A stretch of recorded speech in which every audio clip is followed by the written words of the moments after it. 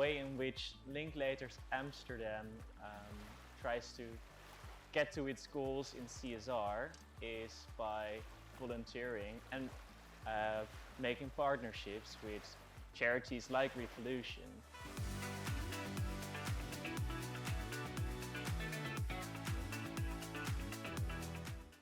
The earth in itself, or the land that we live on, is only about 25% of the whole of earth. And the rest of it is just ocean, water bodies. So that makes the marine world very, very important.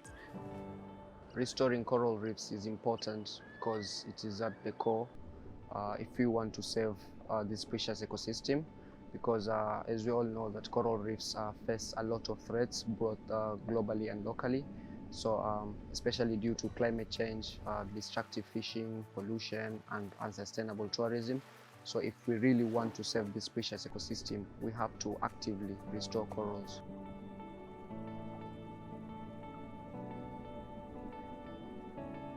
So the problem that is facing the corals is the acidification of the ocean, but also it becoming a lot warmer. But the acidification also deteriorates the quality of the coral, and those together are a really big factor in why half of coral has already died. Coral reefs provide so many benefits.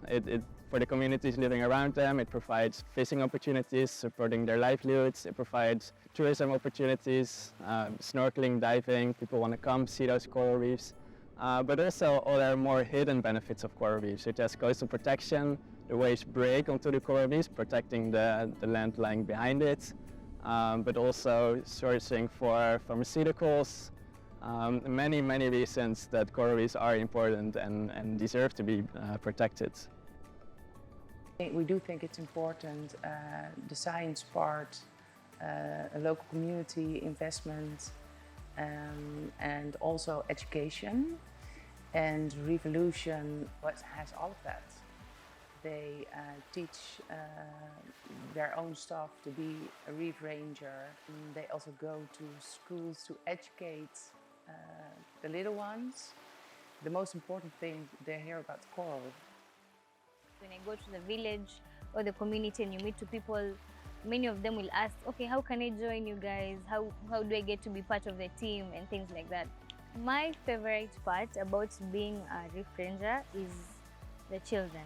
When you go to school and you educate them on something and you actually get to see that they understand what you're saying and they practice what you say, is the most beautiful part, because that's when I know the REEFolution knowledge is sustainable. Someone else will carry it to the future. My most favorite part about being a Reef Ranger is seeing corals that I grew some time back actually growing. I arrived here at the REEFolution Park and I was so surprised and amazed what everybody's doing here, because I didn't know the coral reefs were in such a bad shape, how the construction work and what they do to rebuild the coral reef. Actually, we went diving to clean all those nursery trees, and I didn't expect that at all, because when you take a broken coral and you can rebuild it, it's growing on its own, and then place it back. And then we saw a really big reef with all those colors and such much alive and so much fish. I was very surprised that they created that. I think one of the main things that I learned is that everything is connected. If you want to save the coral reefs, you have to have a very broad look, involve the communities, but also look at different ecosystems. How are the mangroves doing? How are the seagrasses doing? Are the forests on the land still intact? It's all connected. So if you want to conserve one part of that system, you kind of need to involve each and every part. We create lessons related to conservation and marine. We go to schools and teach the children in wildlife clubs or environmental clubs and teach them about anything and everything related to the ocean, basically. So reef restoration, it's pretty recent, the whole process of restoring those coral reefs underwater. So the science is still really needed to see what is working, what is not working, and what is the best way forward. And so any investment in science, such as by Linklaters, does really help to make this process more efficient, so that in the long term we can also restore larger parts of the reef.